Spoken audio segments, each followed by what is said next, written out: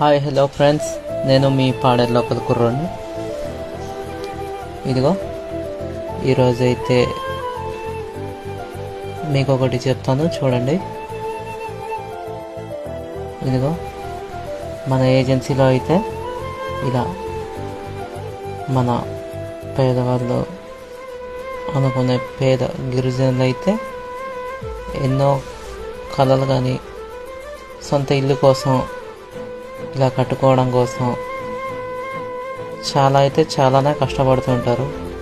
వారికి వచ్చిన ఒక రూపాయిని కూడబెట్టుకుంటూ మంచి ఇల్లు కోసం కట్టుకోవడం కోసం దాచుకొని ఉంటారు. దాచుకొని ఏదో రకంగా మంచి ఇల్లు అయితే కట్టుకోవాలని ఆశిస్తుంటారు.